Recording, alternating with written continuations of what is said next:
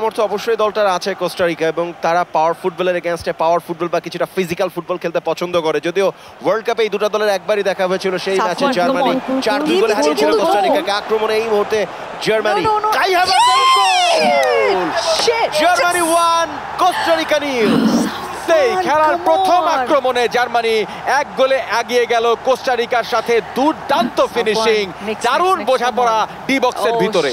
Exactly, কাই Havertz একটা clinical finish এবং দলকে এগিয়ে নিলেন তিনি।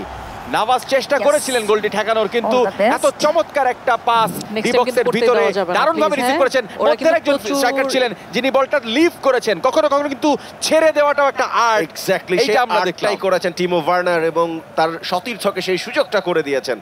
এক্স্যাক্টলি একটা ব্রিলিয়ান্ট গোল। ওয়ার্নার যদি রিসিভ করতেন গোলটা কিন্তু হতো না। এখানটাতে শেখার বিষয় আছে, সবসময় স্বার্থপরের মতো ফুটবল খেললে হয় না। চমৎকার ফুটবল খেলেছে জার্মানি। Germany 1 Costa Rica 0। এই পর্যায়ে ম্যানেজারদের সাথে একটু ঘুরে আসবো। এখনো কি জার্মানিকে হারানোর শখ আছে নাকি শখ চলে গেছে? শখ না, অবশ্যই আছে, অবশ্যই আছে, কিন্তু সেটার জন্য স্ট্র্যাটেজি তো লাগবে একটা। কি করতে পারি আমরা? সাফওয়ান, দেখা যাক। সে এখনো সাফওয়ানের দিকে তাকিয়ে আছে। তাকিয়ে থাকতে হবে সাফওয়ানের দিকে। সে শুধু সাফওয়ানকে চিয়ার আপ করতে পারে। আবারও জার্মানি পায় বল। জার্মানি এখনো পর্যন্ত আক্রমণ, আবার একটা গোল!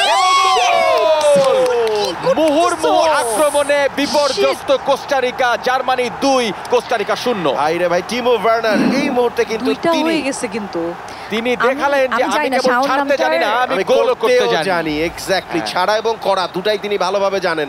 এবং দেখেন কি চমৎকার স্কিল, নিজের নিয়ন্ত্রণে রেখে প্রায় একক প্রচেষ্টায় অনেককে জালে জড়িয়ে দিয়েছেন। অনেকগুলো ডিফেন্ডারকে ডজ করেছেন এবং শেষ পর্যন্ত নাভাসের হাতের নাগালের বাইরে দিয়ে একটি শট জালবন্দি করেছেন। আয়শা, কি মনে হচ্ছে 2-0 গোলে এগিয়ে গেছে দল? আমি তো খুব এক্সাইটেড, আর শাওন নামটা আমার জন্য আমার কাছে মনে হয় খুব বেশি লাকি। Lucky, right? সো কেন ভাই, কেন কারণ আমার প্রথম